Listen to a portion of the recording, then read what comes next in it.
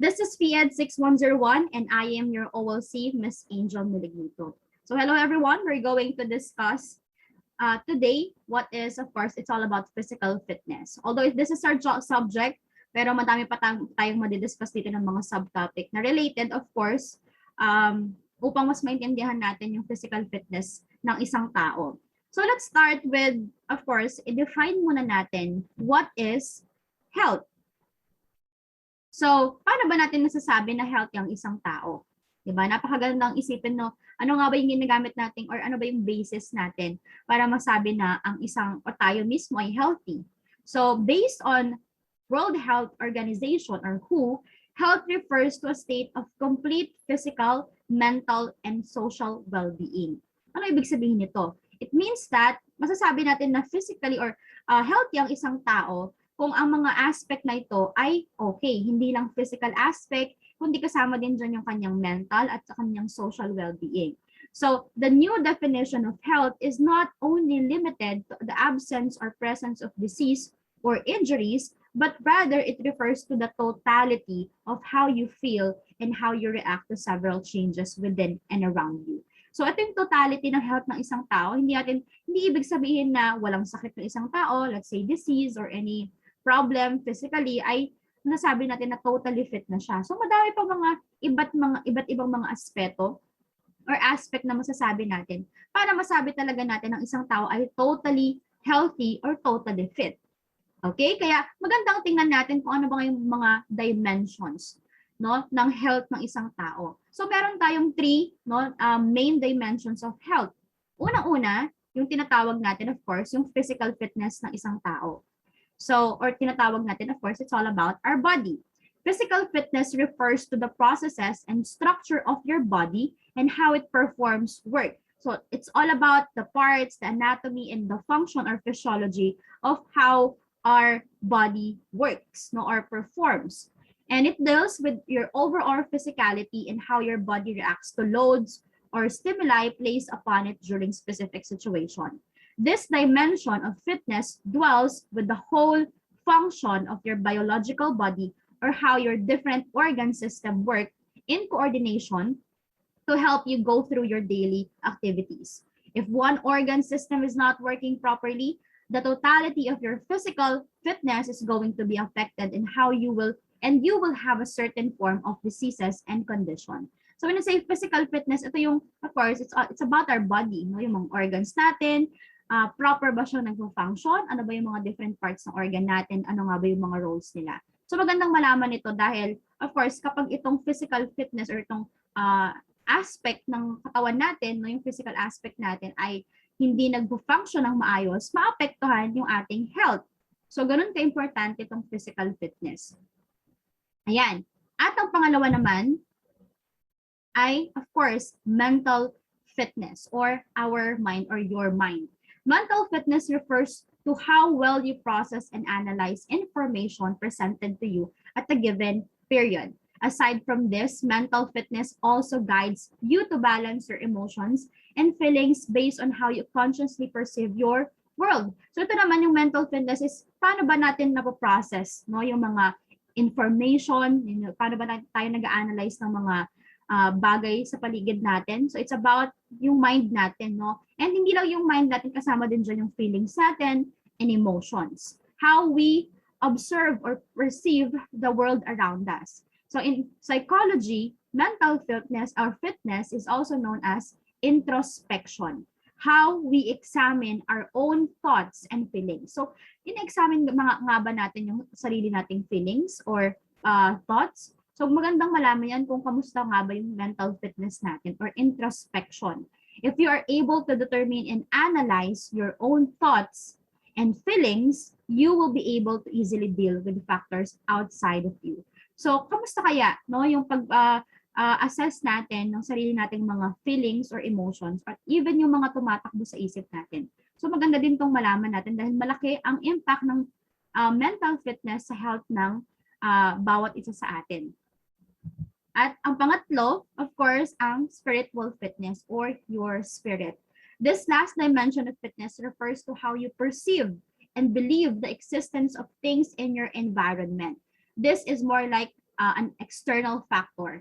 When your principles, yung mga yan, principles natin, values, belief, which give meaning to your life are tested on a daily basis. In psychology, no, ang spiritual fitness is also known as extrospection. How you examine and observe the things that are external from your mind. Kanina yung mental fitness it's about internal, no, or introspection. Ito namang extrospection is how we observe na yung paligid natin. How regarding sa belief natin or value natin or purpose in life. So malaki din ang factor or yung itong dimension na to na tinatawag natin na spiritual fitness na pwedeng makaapekto, no, sa health ng natin or ng bawat isa sa atin. So again, these are the 3 dimensions of health. Now, of course, we need to remember that these dimensions of health, when combined together and become balanced, can help you reach what we call the optimal health. Now, optimal health is a state in which you have a positive disposition towards the world and the capacity to perform tasks with great energy. So, hindi natin sinasabi na mas importante sa physical fitness o kumbaga merong hierarchy kung ano yung mas importante at less important. Lahat sila ay importante, kaya nga mahalaga na nababalanse natin ang bawat isa dito, no, yung tatlong dimension na ito. Kailangan we learn, no, we need to learn to balance each part or dimension para ma-reach natin tong optimal health natin.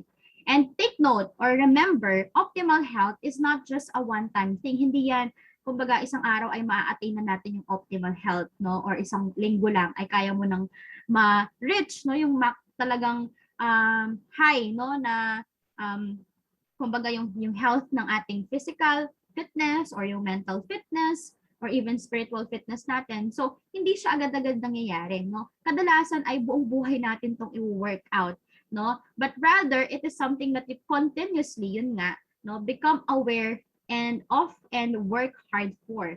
Being sound in all 3 dimensions is a choice that you strive to achieve day in and day out. So, of course, there are times na magkakaroon tayo ng problem in certain dimension, but you continuously work out, no, na maging healthy or maging okay yung dimension na yun. So that's the reason why we are continuously working for this dimension na mabalance natin sila.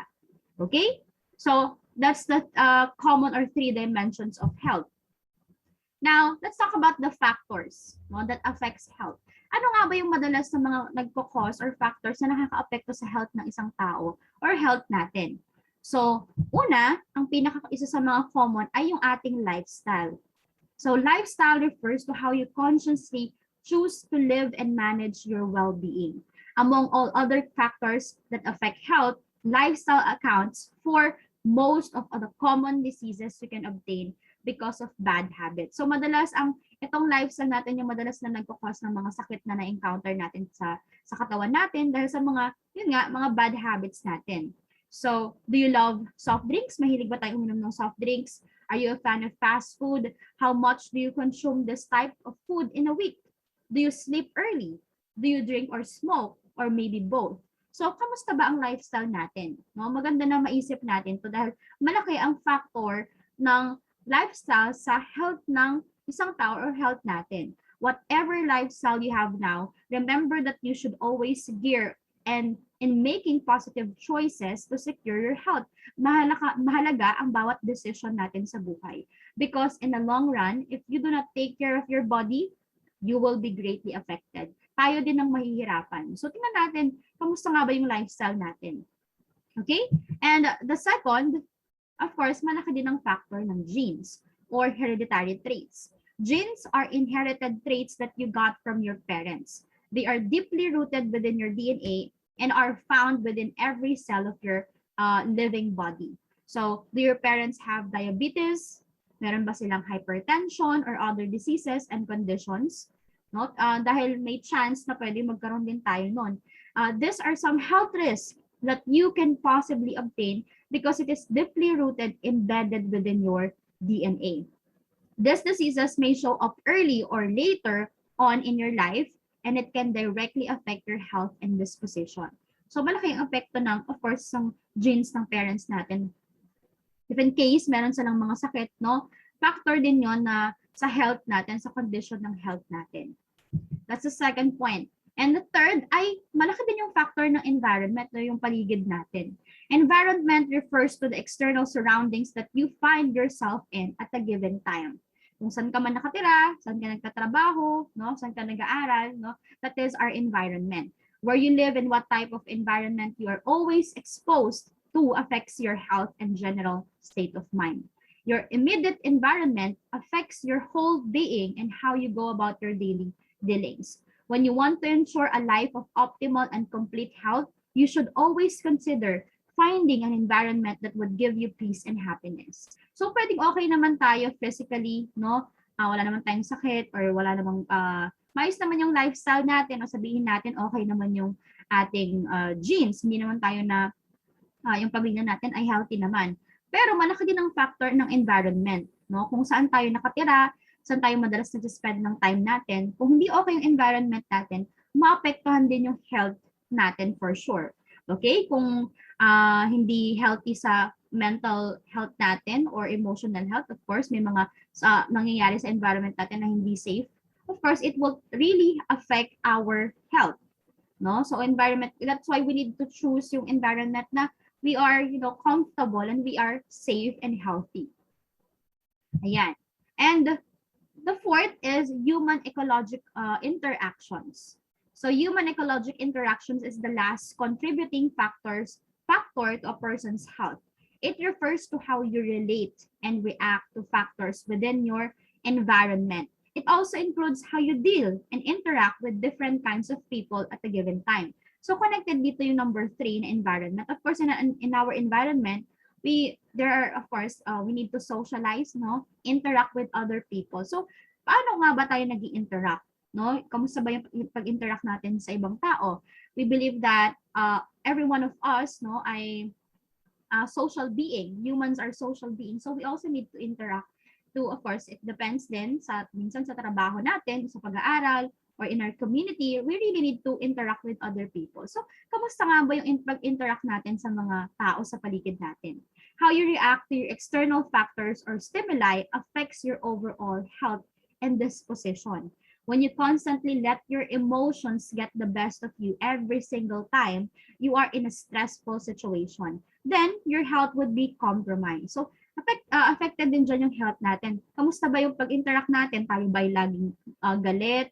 No? O baka masyado nating nilalabas natin emotion natin kahit hindi naman na kailangan. So, of course, we need to also handle how we interact and how we socialize with other people. Okay, that's the point number 4 and last factor that affects our health.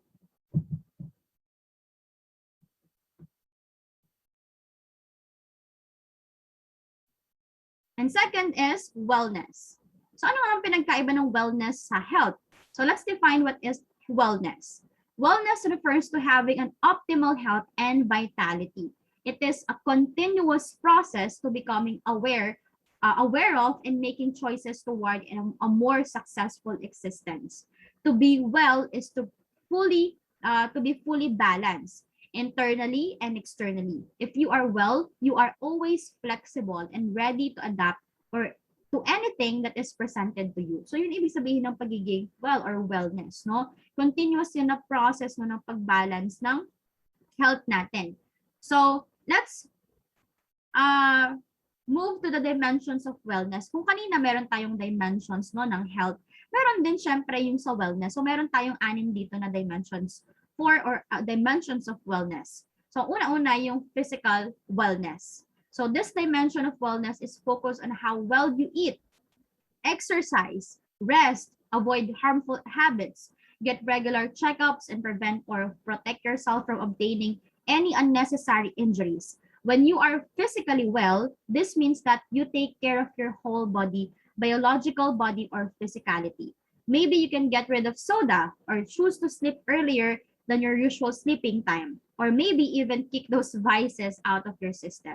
So yun yung mga sinasabi natin na physical wellness, no? Paano ba natin inaalagaan yung sarili natin? Kasi how we deal with our body will tell, of course, if we are really physically well, no? How do we prepare our food, yung pag-aalaga natin sa body natin through exercise, no? Even yung sa health natin, regular checkups and other things. So it's all about physicality natin or biological body. How do we take care of our body? That is physical wellness. And second is emotional wellness. This dimension refers to how you constantly, no, yung pagmo-monitor and explore ng thoughts natin at feelings natin. Of course, we really need to check kamusta ba yung feeling ko, yung emotion ko, yung mga tumatakbo sa isip ko. It is about how you perceive things that happen around and inside you, how you make decisions that would influence your life in positive ways all the time. If you know how to be responsible about your thoughts and actions, you will be more capable of managing your own emotions. So, maganda din na tayo ay emotionally well, no? We know how to handle emotions. We don't let our emotions control our life.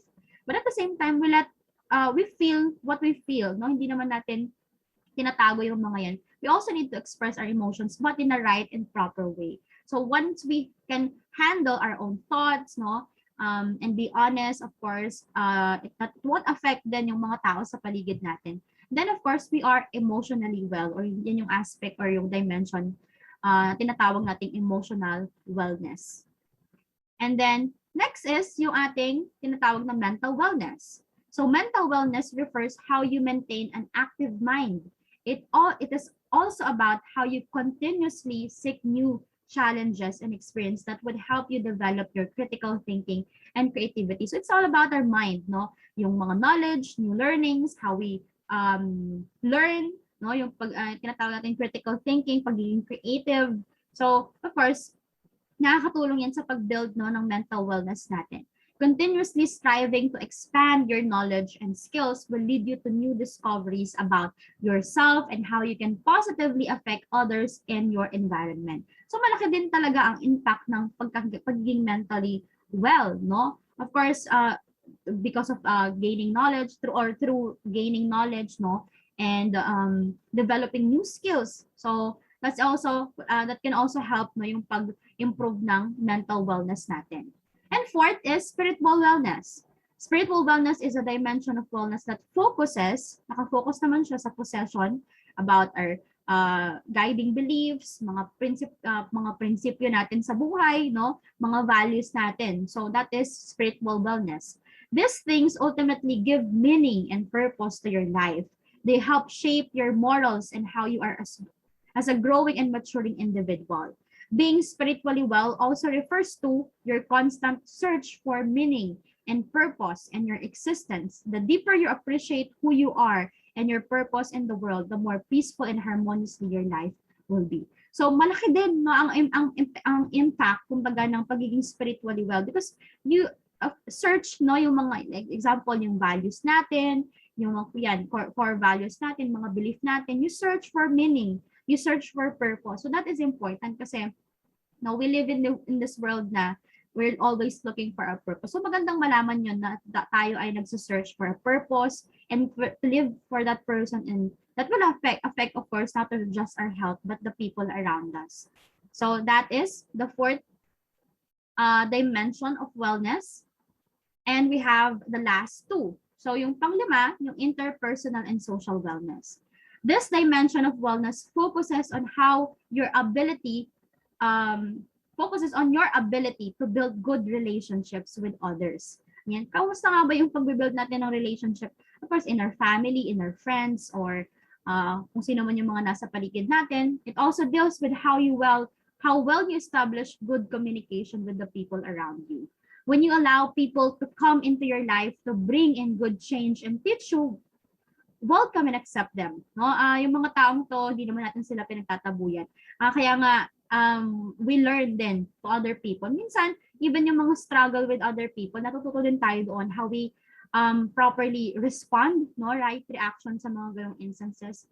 We learn as we communicate with other people. Because through these connections, you will be able to learn and deepen your wisdom about how the world works. May mga bagay tayong hindi natin alam that matututunan lang natin yun kapag nakinig tayo sa mga, of course, experiences ng ibang tao, no? So, interpersonal and social wellness is also important in building or helping, no, yung health natin or yung wellness natin.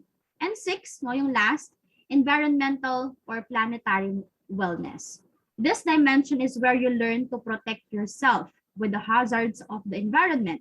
When you are always safe and protected, the ultimate effect is that you would have the opportunity to protect the welfare and understand concerns of others. So, syempre, kung naintindihan natin yung important ng sa sarili natin, no? To be safe, to feel protected. So, makaka-apekto din yun, of course, mag-build din dun yung concern natin sa welfare, no? Yung ng mga tao sa paligid natin, or mga bagay sa paligid natin. Life is not just about ensuring your own personal wellness and health, but also the future wellness and health of other people around. At napakaganda nun. We don't just live selfishly for our own health, but of course, it's really important to take care of ourself and health. But also, we need to also, we also need to remember din yung mga tao sa paligid natin, no? To think wide, to have an open mind, no? And taking care of other people then. Being well in this avenue, you are also consciously choose to live in ways that always ensure the protection of the world. So that is really, really important because if we're just living selfishly on our own, no, baka maapektuhan pa yung paligid natin, no? And we really need to take care of our planet or our environment kasi dito tayo nakatira. If our environment or our surroundings, no, is not okay, it will also affect our health. Kaya it's like a huge picture, kumbaga. Kapag inalagaan natin yung tirahan natin or yung paligid natin, syempre parang inaalagaan din natin yung sarili natin at even yung future generation. And that's really, really important. So again, these are the dimensions of wellness. Ayan. So I hope that's clear. And now, let's end or let's discuss itong last na part ng topic natin. Let's compare ano ba yung pinagkaiba ng physical activity and exercise. Kasi madaming tao ang nalilito dito. Minsan sinasabi nila physical activity pero napagbabaliktad nila or minsan napagsasama nila. So ano nga ba talaga ang pinagkaiba ng physical activity at exercise? So sabi dito, physical activity refers to bodily movement produced by the skeletal muscles. All of this movement requires certain forms of energy expenditure that eventually produce progressive health benefits. So any movement na ginagawa ng katawan natin or ng skeletal muscle natin, to be specific. Example niyan, ayan, paglalakad, no? Walking around the room, walking around the class, going up and down the stairs, and maybe doing some household chores, no? Yung mga gawaing bahay, yung normal mo lang na ginagawa, no? Sa pang-araw-araw. That is what we call physical activity. All the movement that you do every day is physical activity and action. And it is an essential ingredient to help you achieve physical fitness. So kapag hindi tayo physically active, kumbaga wala tayong masyadong ginagawa kahit yung mga gawain sa bahay lang, no, of course, maapektuhan talaga yung health natin or to be specific, yung physical fitness natin. Kaya maganda din na actively tayong kumikilos sa loob natin, bahay natin, no. So again, this is the definition of physical activity.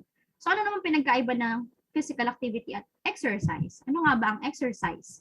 Exercise, on the other hand, na kung kanina, mga gawaing bahay, normal lang na action ng ginagawa natin sa loob ng bahay or sa labas man, ang exercise naman is a type of physical activity that requires plan, no? Structured and repetitive bodily movement with the objective of improving one's physical fitness. So ito naman, planado naman, meron organized siya, kumbaga may certain movement na kailangan kang gawin or repetitively or regularly at meron kang objective. Ang objective mo ay para mag-improve yung physical fitness natin. So exercise aims to develop a specific component or several components of fitness, which of course, nadidiscuss pa natin yung sa mga susunod na lesson natin, yung mga fitness component na tinatawag natin. So nade-develop yung mga fitness component na yon, of course, through the help of exercise or doing exercise. Example natin dyan ng exercise, ayan, pag takbo, running, ayan, swimming, cycling, and engaging in weight training. So these are just few examples of exercise. Compared to physical activity, ayan, take note, exercise are activities that you do not involve some forms of extra effort and rigorous training. When you exercise, you are geared toward conditioning your body because you want to achieve specific goals for your physical fitness. So yun ngayon yung pinagkaiba ng physical fitness or physical activity at exercise. When it comes to exercise, it's planned, no? You have a goal, kumbaga, that is exercise. At may mga repetitive actions kang ginagawa or movement, no? So yun yung tinatawag natin na exercise. Kapag physical activity naman, yung mga normal lang na ginagawa natin sa bahay, maglalakad, nagluluto, no, yung mga activity, naglalaba. So that is physical activity. Umakyat ng hagdan or other simple movement na ginagawa natin every day. Okay, I hope that's clear, the difference between physical activity and exercise.